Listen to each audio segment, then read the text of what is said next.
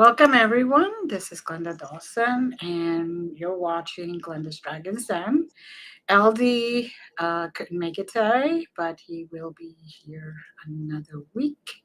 Tonight, we have an author, a teacher, an activist, um, great spiritualist, and also uh, someone who is about disclosure and for disclosure, I should say, and has written all about that. So let's welcome Gerard Aartsen. Welcome again. Thank you, Glenda. Thanks for having me back. It's Uh, great to be here again. we love it. We love it. So tell the audience a little bit about yourself and basically how you got here. Sure, yes. I've I've been interested in the ancient wisdom teachings since I was about 20 years old.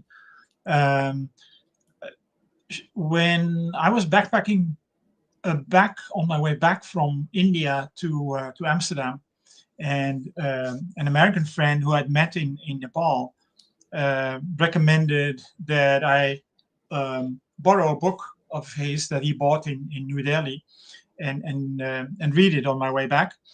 It was called Jnani Yoga, the Yoga of Wisdom. Um, and it really explained to me. It is a book that was originally published in 1909, by the way. It's still in print, even to this day, 46 years later. Um, and this book that was published in 1909, I did some research on it later, and it turned out that the author, Yogi Ramacharaka, was in fact the pen name for a collaboration between William Walker Atkinson, a very well-known New Thought writer from the US, and an Indian teacher who had come to American shores in, I don't know, believe 1901, and he stayed in the US for several years. Um, and it is really the book Jnana Yoga, the Yoga of Wisdom, in his version, in their version. It's really about the evolution of consciousness, and it explained to me an experience I had had on in the night while I was asleep of December 1st to December 2nd in 1977. Um, and it's uh, on the one hand, it's an experience. It wasn't a vision, it wasn't a dream, but I woke up the next day with in the utter conviction and knowledge, assurance that everything is one. The separation that we experience between ourselves and the world, between ourselves and other people, between ourselves and other planets, even, and everything else is just an illusion. And it's not something that we can grasp with our everyday brains, but it is a reality. And the reality is too big to be grasped by our brains. Um, so when I read this, but after I'd had that experience, I was I was traveling with two friends from my village, and apparently they told me that I was silent for the whole day. I didn't even say say them good morning on that Mm. day. And the next day they asked me, "Are you okay? Because you didn't say anything yesterday. You didn't say anything at all." No, I'm fine. There's nothing wrong with me. But I was still feeling this sensation. It was still reverberating in me, and I was, I was in a state of bliss for at least a couple of weeks, which I couldn't explain, Mm. um, and I couldn't put my experience into words. I tried to write about it in a long letter to friends back home, a letter that never arrived. So I lost. I lost. I felt it was a triumph that I managed to put that experience or my interpretation into words, but the letter never arrived. But when I was reading this book on my way back to Amsterdam in March 1978, it was really putting into perspective and like an explanation of the experience I'd had. And since that day, I've been um, on the trail of the ancient wisdom teachings, Madame Blavatsky, the works of Madame Blavatsky. And I bought an interesting book called the Consciousness of the Atom by Alice Ann Bailey, Mhm. whose work I later came to find was really an elaboration of the books written by Madame Blavatsky. Alice Ann Bailey worked, her books were published between 1919 and 1949. And some were published after her death in 1949. Later on, I actually about 6 months after my return from India, I first heard about Benjamin Graham, who had just started his mission, and he had just been on his first trip abroad from the UK to give a talk about the emergence of the world teacher for the New Age. And from his information, I gathered that his mission was again an expansion on what was started by Madame Blavatsky and Alice Ann Bailey. And I became a volunteer in a network of volunteers supporting Benjamin Graham in his efforts to share his information across the world. Um, and along the way, I'd also read the books by George Adamski. Uh, Flying Saucers Have Landed, published in Mhm. 1953, and Inside the Spaceships, his two main books, although the first book was a collaboration, or not so much a collaboration, but a combination of a book written by the Anglo-Irish author Desmond Leslie, who put a lot of effort into compiling all kinds of accounts, historical accounts of UFO sightings and extraterrestrial contact Mhm. throughout history, going all the way back to the Hindu scriptures Mhm. up until the present day. That was a major part of Flying Saucers Have Landed, and George Adamski's account of his first contact in the desert that happened in November 1952 was added as part two to that book. And Mhm. in Inside the Spaceships, published 2 years later, Adamski describes his further experiences and his trips on spaceships that he was invited on. And that is really still, to my mind, the one of the most profound and uh, significant accounts of people having been contacted by people from space. And when I don't remember exactly when I read Adamski's books, but since I had been, researching and studying the ancient wisdom teachings um, that have been released by the Masters of Wisdom in Tibet through Madame Blavatsky, Alice Bailey, Benjamin Graham, some others as well, Murdo MacDonald Bain, and um, Helena Rerik, Russian disciple. And so these are the combined teachings of the Masters of Wisdom. And when I found out that Adamski's first book was titled Wisdom of the Masters of the Far East in Mhm. 1936, published in 1936, long before he was first contacted by people from space, I immediately saw the connection. Mhm. And I managed to get a copy of the book. It was a reprint because the original 1936 editions are quite rare Right. and expensive, of course. Um, and there was a beautiful, concise compilation of the ancient wisdom teachings. Mm. So that led me to further investigate Adamski and his role in the contact history of human contacts with extraterrestrials. And yeah, but, I wrote my first articles about Adamski in 2008, yeah, for Share International magazine, Mm-hmm.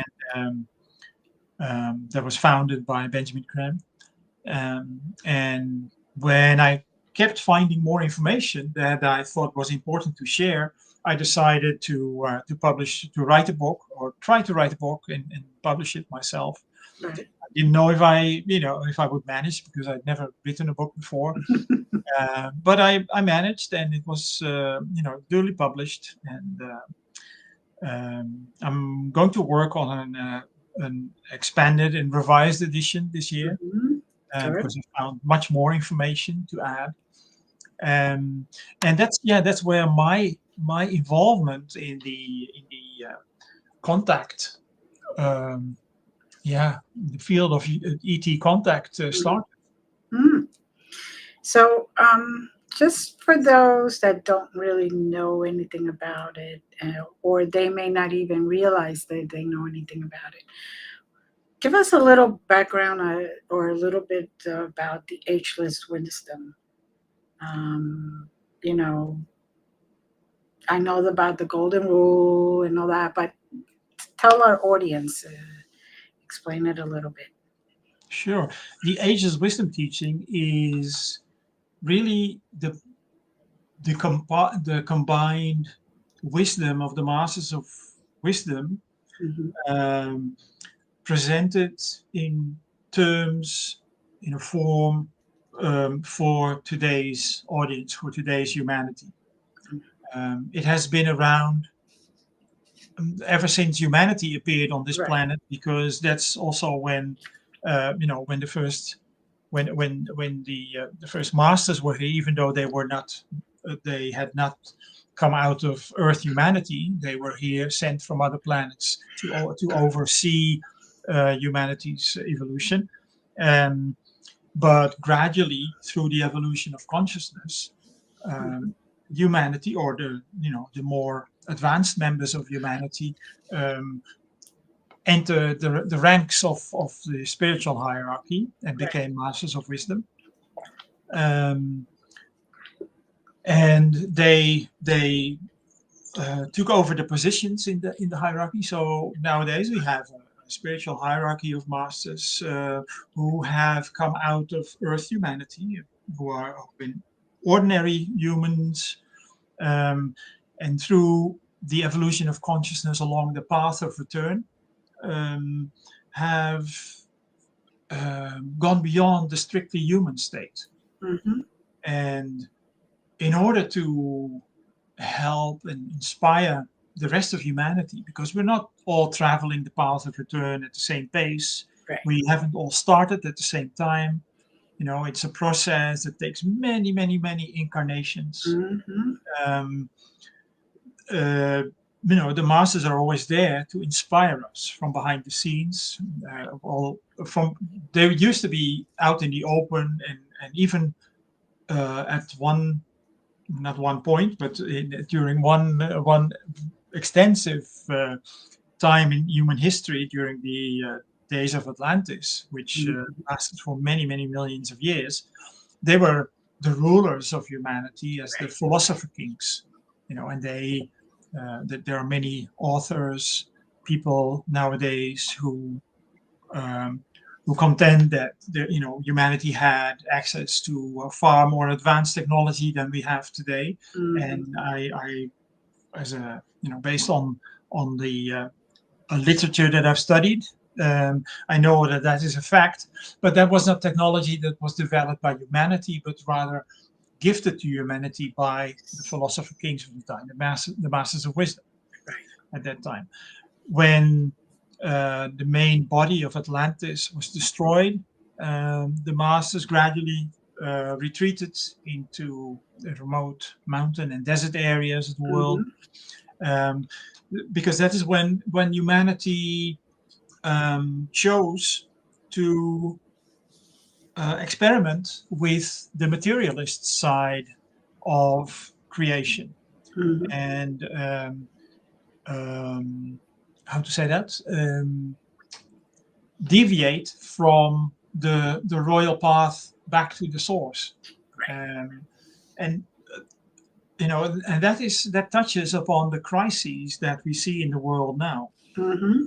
Humanity finds itself um, at the on the battlefield between the forces of materiality and the forces of light, Exactly. Yes. and that is because we are ourselves, our highest selves, are the divine spark, are the Mm-hmm. spirit. Mm-hmm. But we, on this planet, we have to take incarnation in order to travel the path of return in a physical body. There's Right. no other way. When we are out of incarnation, we're not really evolving. But then we are in a state of nirvana or something like that, paradisial state of being, but not evolving. Um, so in order to evolve, we need to take incarnation. But spirit and matter, they are not in balance Mm-hmm. for the most part. When you've evolved beyond the strictly human state, like the Masters of Wisdom, they are strictly their higher selves, their spiritual beings, and they can take any form that we recognize at will. They don't need Mm-hmm. to be born. They can be born if they so choose to, Right. but they don't have to be born in the usual fashion. Correct. Um, for most of humanity, as we can see nowadays, the material aspect, the matter aspect, is still dominant. Mm-hmm. Uh, the life of Jesus really is an illustration of the battle, well, not really a battle, but the process that we're going through, in that the path of return, the process of the evolution of consciousness, is about releasing ourselves from the bondage of matter. Yes. And we see that illustrated in Jesus's resurrection after the Mm-hmm. crucifixion. So at the crucifixion, he gives up the material aspect of himself, of his Mm-hmm. incarnation, and then I don't know, 40 days later, I believe, um, he he's resurrected, and that is the victory of the spirit over matter. Right. And this battle between the forces of materiality on this planet, they have their own role according to the teachings. They have um, their legitimate role to play on this Right. planet, because our planet is at this stage in its evolution, and it has this particular purpose in the solar system.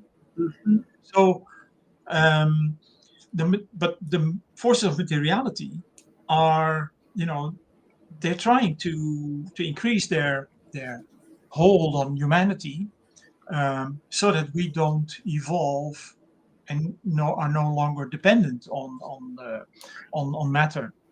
Right. And there's this eternal, so it seems, battle, which we see reflected in the old stories in the Old Testament. For instance, Mm-hmm. we see it reflected in the Bhagavad Gita, where Mm-hmm. Krishna tells his uh, um, his disciple Arjuna about the battlefield that they're on, Kurukshetra.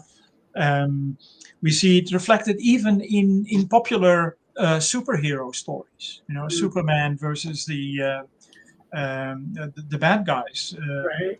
It's good against evil. Mm-hmm. We have, at this point in our evolution as humanity, we have a very important role to play.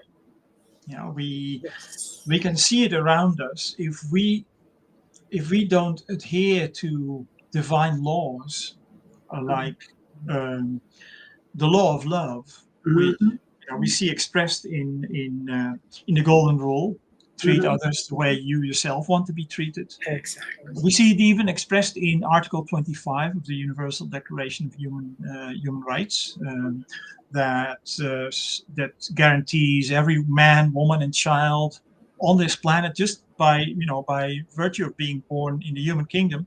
Um, uh, Adequate food, shelter, healthcare, and education. Mm-hmm. Um, so if we let go of that basic law and don't follow that law, we end up in a critical conflict situation that we find ourselves in now. Mm-hmm. 40, 50 years ago, we were in a different position, and we were really on the verge of taking the right the the straight and narrow path Right.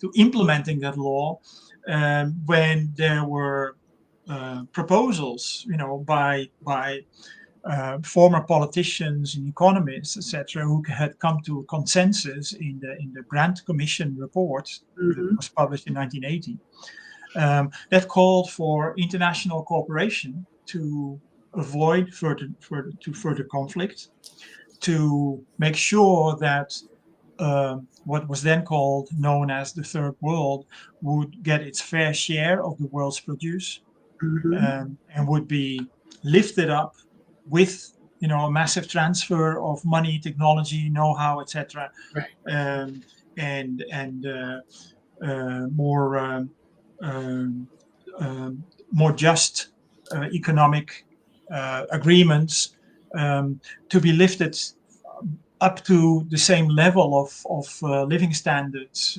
as what was then called the first world, the industrialized nations.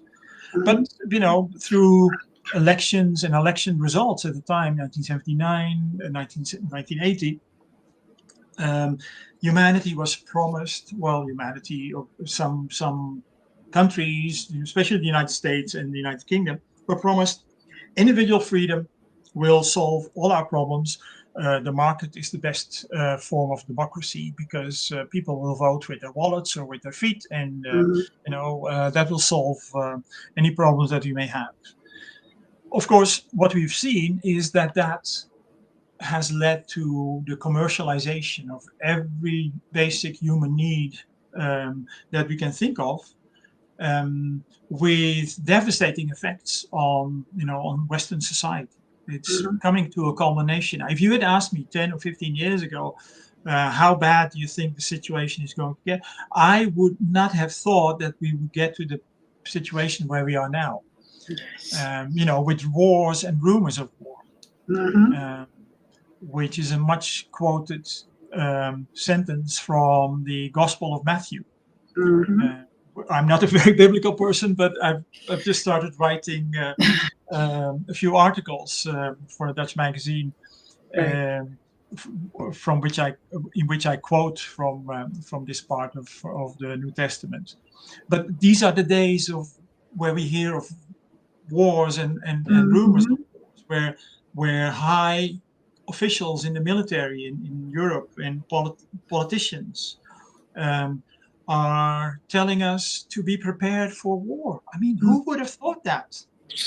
Never. Um, it's and that is where this whole false notion of freedom that was promised to people in the late 1970s, Mm-hmm. 1980s, in the large segments of the electorate fell for that, um, has led us. It's freedom for people who have enough, for people who have the purchasing power, the economic power, to influence political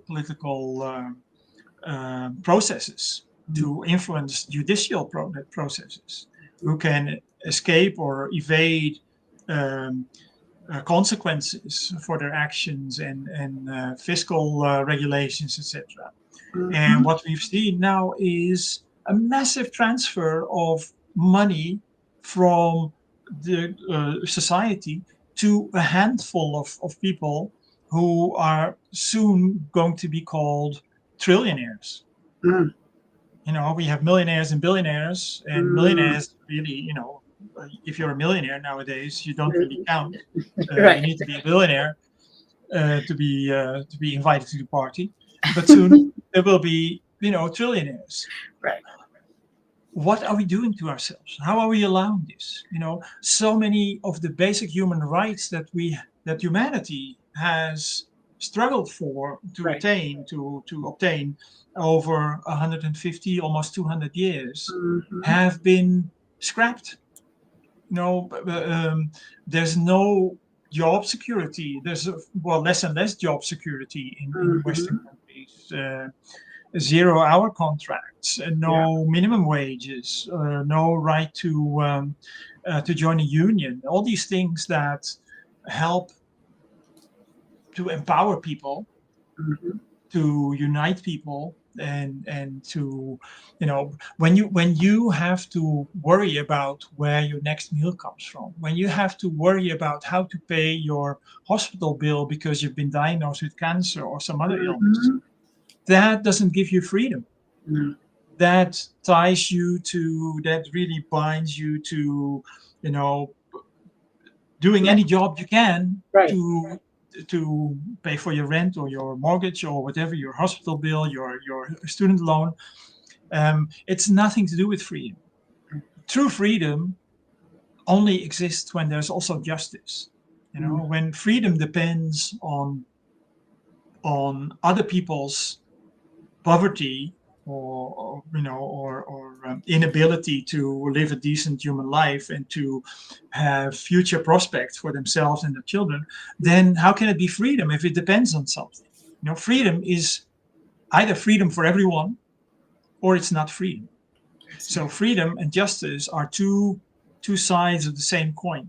Mm-hmm. And in the current circumstances in the world, what we see is um, the the need for never-ending war, Mm-hmm. or lining the pockets of the military-industrial complex, the people who run the businesses there, and many other people in high places, or who are the economic powerhouses. But it's not giving humanity, the rest of humanity, any freedom. It's, we live in 2024, we live in a world where I believe over 50 million people live in circumstances of slavery, Mm-hmm. either literal slavery or bondage, in terms of earning so little and being so indebted to their employers Right. that they have no freedom to choose where to move, or any such thing. Mm-hmm. Mm-hmm. So yeah, so the world situation today is forcing humanity really to make a choice. Are we going to continue in the old divisive ways of competition, increasing conflict, creating more chaos, and eventual self-destruction, really annihilation of the human race? Or will we choose the other way of seeking unity, Mm-hmm. which doesn't mean we have to all be the same. It's unity is not the same as uniformity, Right. but unity in the sense, seeking unity in the sense of cooperating Mm-hmm. towards the common goal of surviving on this planet, Mm-hmm. restoring this planet to health, um, allowing all of humanity a decent life, with prospects, and with our basic human needs fulfilled for everyone, including education, so we can all have a proper chance at consciously working on the evolution of consciousness, and making taking our own steps towards the source, Mm-hmm. which is really what every single religion in the world is about. And those are Mm-hmm. just the religious angles, but it's the reality of our lives on this planet. We are involved in an evolution of consciousness, and as long as we deny that or ignore that, and seek material, material progress only, Mm-hmm. we will destroy ourselves. We Yep. are already we already see the consequences of the, the large-scale destruction that we've brought onto the planet, by the exploitation, ruthless exploitation of natural resources, the pollution of the air and the seas and the soils and what have you. So, and all in the pursuit of profit. Right. It's all in pursuit of profit, and not spiritual profit. So that's the sad part, and we are forced circumstances that we have allowed to come up are forcing us to make that choice. And fortunately, we are not alone. Mm-hmm. That is that's the hopeful part of what I've found through my research and my studies. I already mentioned Benjamin Graham before, and I mentioned the spiritual hierarchy of masters. Benjamin Graham's mission was his mission started in 1974. It's very small scale in the UK with a small group of people, and he died in 2016 with a worldwide network of volunteers. Books published in many languages. I think 16 books in all. And his mission was to inform the world that the world teacher returned to the world in 1977. Now, the world teacher is expected really in every world religion. The Christs are waiting for the return of the Christ. The Jews are still waiting for the Messiah. The Buddhists are waiting for the fifth Buddha, Maitreya. Right. The Hindus are waiting for the 10th incarnation of their god Vishnu. And sections of Islam are waiting for the return of the Mahdi, the 12th Mahdi, who's also known as the Muntasir. So it's a very universal concept that there's this world teacher, even though they call him by different names. And they don't all expect them based on their own interpretations at the same time, but always at the time of major upheaval in the world, as we are experiencing now. And this world teacher is really a function in this spiritual hierarchy of masters. He's the master of all the masters. His personal name, the Buddhists have it right, is Maitreya, the happy one, in a very simplistic modern translation. He's been in the world, according to Benjamin Graham, since 1977. There were several times when he was almost able to present himself to the world, but then there's the forces of materiality that are trying to prevent this from happening. There would be a crisis by which humanity's attention would not be fully on the emergence of the world teacher if we had gone through with it at that time. So he decided to wait, and in the meantime, we humanity have increased our competition, and we have failed to heed the advice of politicians, but also the advice of extraterrestrial visitors to seek international cooperation. Nevertheless, the world teacher is still here. He's not going to go away. I believe, and that's my personal interpretation of the situation. That's not, nothing to do with what Benjamin Graham has said, because he passed away in 2016. I believe, when the crisis, now we have a crisis in Ukraine and in the Middle East, when the crisis becomes so acute that it would threaten the survival of the human race, the world teacher will step forward, even if humanity's full attention isn't exactly there, but he will choose a moment when he can count on the most part, the majority of humanity's attention, to present himself to the world and to present humanity with the reality, the spiritual reality of our beings, and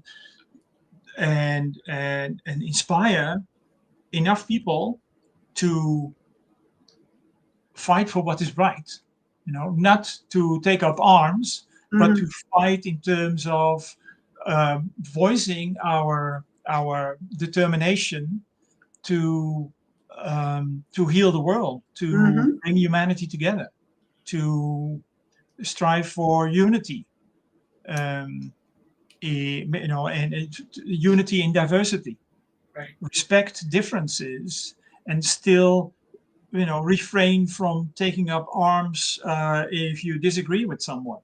Correct. Um, the world teacher, when he presents himself, he will also present a number of the masters of wisdom who have also Mm-hmm. returned, taken up their places in the world. Mm-hmm. And he will confirm, maybe not immediately, but soon after his emergence, the reality of the extraterrestrial visitors Mm-hmm. who are here specific in these days, since the 1950s, specifically in support of this event. Yes. So, we've all heard stories about alien abductions and probes and cattle Mm-hmm. mutilations and all those things. Those are stories that were planted from the late 1950s onward, and especially the early 1960s, Mm-hmm. to confuse and scare the public about the extraterrestrial visitors. Well. If you look at the original stories of the Mm-hmm. contactees, Mm-hmm. not just in the United States, but in Canada, in Europe, in South America, all over the world, they all tell the same story of benevolent Yep. visitors who are here to help, Mm-hmm. who are here in support of this crucial time in humanity's evolution. Mm-hmm. And if you, as I have done in my books, if you put make a comparison Mm-hmm. of the statements that were made and the information that these contactees were asked to Mm-hmm. share with the world, there's so many similarities and Mm-hmm. corroborations. Also corroborations with the Ageless Wisdom teaching that is the only valid and reliable information that we have about the visitors from space. Well, I could tell you from my experience, they've always been very healing to me and to those that I have met in the ships. Those other humans that were there also receiving healing. They're trying to help us. As a matter of fact, I just did, which I usually don't do, but I did predictions for this year because I was asked to. And basically, what you're saying, this is a moment where we really needed to start going within, joining ourselves, uniting into the oneness of consciousness instead of separating ourselves or continue that illusion and continue letting the negative get more power, more get more food basically. Okay. And if not, basically, we're going to end up like one of those planets that we're visiting now, like Mars, completely isolated and done, dead. But um, so it's kind of nice to hear it that my predictions were basically in the same line as what it's kind of like a confirmation without needing a confirmation. So, Um, That's but yeah, great. yeah, I don't usually like to do that, but I did this year, and all I kept saying was like, "Oh dear Lord, just let the good masses start to show up." Yes, and it's important, I think, for everyone who Hmm. who realizes that this is what is going on, to make our voices heard. Hmm. To show the people around us that they are not alone. People Right. who may feel this way but are, reluctant to speak out. Because we need to show, to start with, politicians that we need conflict resolution, not Hmm. conflict escalation. Right. We need safety from destruction, Hmm. um, and the conflict the conflicts that are going on now could have been resolved many, many years ago if we had decided not to feed the military-industrial complex, but to sit around the table and respect, differing views and seek mutual solutions. Right.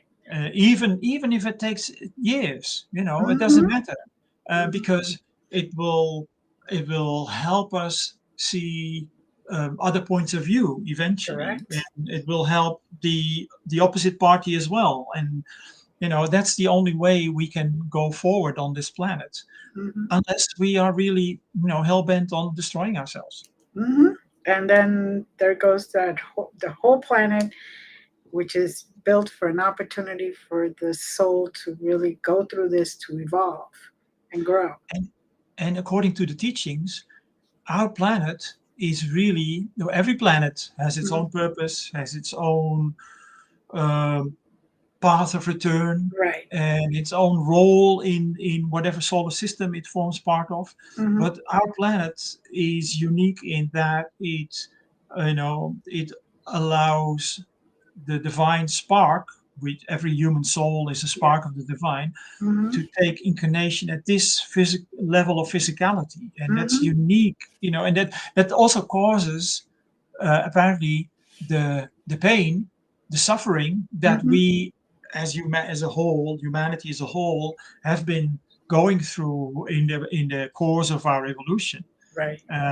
But it will allow us to contribute something again that is unique to this solar system. And we, of course, obviously, we have no idea what that might be.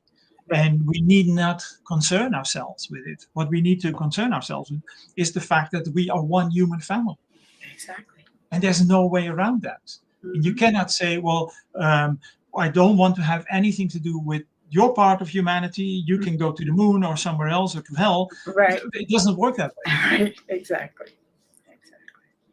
It's I'm one of those that believe all paths lead to the same way. We came from love and we go back to love. And what we do in between is what gets us there. What gets us back to home. Or what gets us lost. Or gets us lost. Yeah. But true, yes, yeah.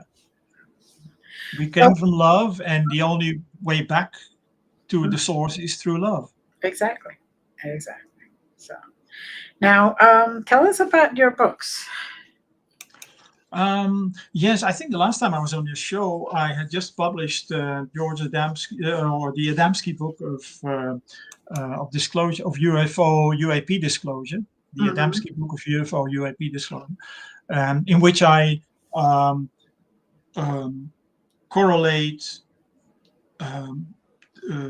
recent discoveries or revelations of what are now called UAPs, like the Pentagon videos, the Stanford professors' analysis of UFO-related materials, scientists' confirmations of ET contact, renowned scientists. Most recently, I think it was in 2020 or 2021, when an Israeli professor and former head of Israel's space program confirmed the reality of contact with ET visitors. Right. All these things that had already been described and documented by George Adamski before he was ridiculed and denounced and derided, by the vested interests who didn't want the public to be interested in the message that he, among many other contactees, were asked to give to humanity: seek international cooperation to avoid annihilation. And we're back at the same point now, because when George Adamski's mission was going on, that was the 1950s. Right. We were in the middle of the Cold War, with the immediate threat of nuclear attacks from the Soviet Union or from the United States. and the space people were there then to warn us. You Mm-hmm. know, in 2010, I believe it was, Robert Hastings brought together a large number of military U.S. military personnel who had been based at nuclear bases, or former military personnel who had all had the same experience of UFO sightings Mm-hmm. and nuclear devices being turned off or switched Mm-hmm. off. Right. Um, and George Adamski was already, the first report about George Adamski's contact in the Phoenix Gazette from Arizona, which was 4 days after his first contact, had as the headline something to the effect of the A-bomb blasts that were taking place as part of the nuclear tests Mm-hmm. for improving the atomic weapons, was the reason for the many UFO sightings and the visits from space. Mm-hmm. So there's another correlation there, and now we find ourselves in the same very dangerous position. And yeah, the the disclosure efforts um, that seem to be well on track since the Pentagon confirmations of the authenticity of the onboard cameras that Mm-hmm. recorded UAPs. That seems to have been derailed again by some laws or things that were passed in Congress or not passed in Congress. But the visitors are here. They are busier than ever, and Mm-hmm. they are not. They're also not going away because they're here in support of that momentous event where Right. humanity will be reintroduced to the reality of its spiritual nature, which Mm-hmm. we have lost sight of. But it's or we seem to have lost sight of that in a large, because so many of us are completely absorbed by the need for making money in order to survive. Mm-hmm. And that's the danger of the present situation that we find ourselves in. Right. Right. Now, do you By the way, have? you asked about my books very Yes. briefly. That was the book that was published just then. Since then, I haven't really published another book. I did reprint. I published a reprint of a small book of poetry that was compiled by George Adamski in 1937. Mm-hmm. Um, Metaphysical poetry. Okay. Um, yes, I think 12 poems, and I wrote the introduction to the reprint in which I've um, documented the history of the Royal Order of Tibet, in which he started his first public mission in the 1930s. And it's the first Okay. time, a fairly complete history of that part of his life has been documented. Very good. So people can find that in Amazon. Yes, yes, it's called Petals of Life. Right. Okay. So Yeah. I'll put up your author's I, page there, and then they can look it up. And then you also have other publications that. yes, and they're all listed on that author page on Amazon and also on my website, which I Right. have here. Yes, Okay. yeah. So all right. Perfect. Do you have any plans, immediate plans for other books or? Not immediately. I mentioned that I'm going to work on a revised and expanded edition of my first book, George Right. Adamski, A Herald for the Space Brothers. The first edition is out of print now. Excuse me. But for the moment, I'm working on a series of articles for a Dutch magazine, Mhm. and I'll probably start working on the new edition of my Adamski book in the second half of this year. Okay. Looking forward I'll to get it. in touch when Yes, it's going please. to be out. Sure, Please. yes, I'll Now, send you a copy. we're almost coming to the end of the show. Is there anything else that you want to share with our audience? Well, yeah, I think it's important, because we discussed the very difficult situation that we Mm-hmm. find ourselves in today in the world, and it's there are days even with the background, my background as a student of the Ageless Wisdom teaching, and knowing knowing that's a big word, I think, but having an inkling of the things that are going on behind the scenes, Right. with the help that is available to us, even though it's not visible to any of us at the moment. But I think it's so important to realize that it's bigger than the people who are hell-bent on war and making profits of wars. Mm-hmm. And there's forces of materiality and forces of light.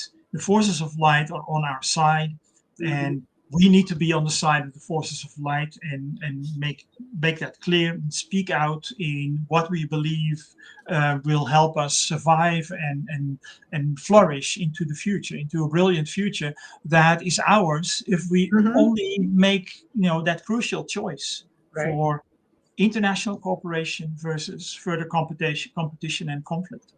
Mm-hmm. Well, perfect. Perfectly said. I just wanted to say thank you, Gerald. It's always a pleasure to talk to you, and Pleasure is mine. Thank you. all your wisdom.